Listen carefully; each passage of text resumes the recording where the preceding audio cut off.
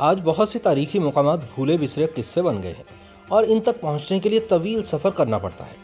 وہ مقامات جو کسی زمانے میں بر صغیر کے لیے جغرافیائی، سیاسی اور جنگی لحاظ سے بہت اہم تھے، آج وہاں ویرانیوں کے ڈیرے ہیں۔ انہی میں سے ایک قلعہ روہتاس بھی ہے۔ تاریخی قلعہ روہتاس سن 1514 میں شیر شاہ سوری نے 7 سال کی مدت میں تعمیر کرایا تھا۔ اس کی تعمیر جنگ کنوج میں مغل بادشاہ ہمایوں کو شکست دینے کے بعد شروع ہوئی تاکہ مزید افواج پھر حملہ نہ کر سکے۔ جہلم کا قلعہ روہتاس پاکستان کا دوسرا بڑا قلعہ ہے، جس کی تاریخی اہمیت اپنی جگہ، لیکن اس کے 12 دروازے یہاں آنے والوں کو اپنی اپنی انوکھی داستانیں سناتے ہیں۔ پنجاب کے ضلع جہلم میں واقع وسیع رقبے پر پھیلے ہوئے 12 دروازوں والے قلعہ روہتاس کے ہر دروازے کی اپنی کہانی اور اپنی ہی تاریخ ہے۔ قلعے کی 12 دروازوں کی تعمیر جنگی حکمت عملی کو مد نظر رکھ کر کی گئی۔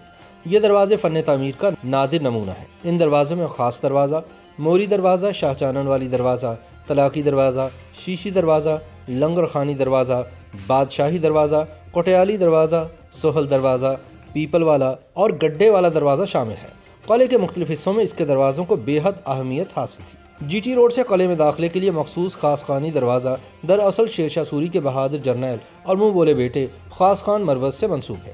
قلعے میں داخل ہوتے ہی اندرون اور بیرون قلعے کی تقسیم بھی نظر آتی ہے۔ تامگاہ اور کنویں کی قربت والا لنگر خانی دروازہ اپنے دور کی تابناک نیلی اینٹوں سے مبین شیشی گیٹ کہلاتا ہے۔ در و دیوار کا ایک ایک پتھر 16ویں صدی میں شیر شاہ سوری اور مغل سلطنت کے جنگ و جدل کا گواہ ہے۔ قلعے کے عکس کے پس منظر میں تاریخی جنگی مناظر کی پرچھائی ہے۔ قلعہ روہتاس بھی دراصل شیر شاہ سوری کی اہم یادگار ہے۔ یہ قلعہ سن 1547 میں مکمل ہوا اور یہ پوٹوہار اور کوہستان نمک وس میں تعمیر کیا گیا۔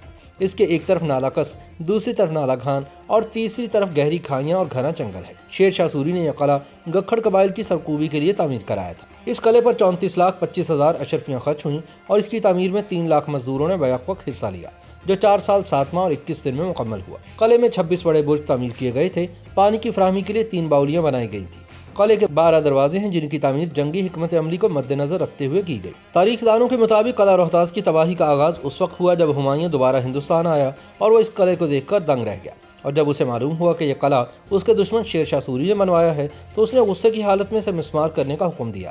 بادشاہ کے معتمد خاص بیرم خان نے بادشاہ کو اس کام سے منع کیا۔ رنجیت سنگھ بھی طویل عرصہ یہاں مقیم رہا، لیکن اس نے قلعے کے بنیادی ڈھانچے اور عمارت کو نقصان نہیں پہنچایا۔ قلعے کے اندر مکمل شہر آباد ہے اور ایک ہائی اسکول بھی قائم ہے۔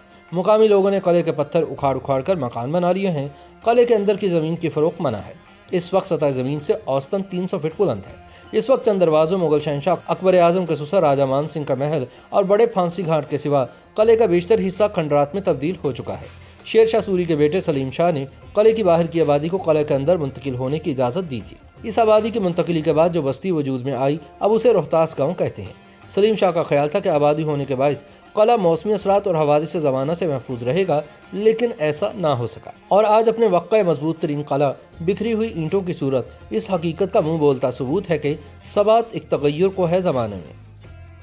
YouTube پر گوگلی نیوز دیکھنے کے لیے youtube.com کی سرچ بار میں googly news T V type کریں۔ گوگلی نیوز کے پیج پر سرخ رنگ کے سبسکرپشن والے بٹن پر کلک کرنا نہ بھولیے۔ YouTube پیج پر اپلوڈ ہونے والی ویڈیوز سے باخبر رہنے کے لیے بیل آئیکن پر کلک کیجیے۔ آپ کو ہر نئی ویڈیو کے بارے میں نوٹیفیکیشن موصول ہو جائے گا۔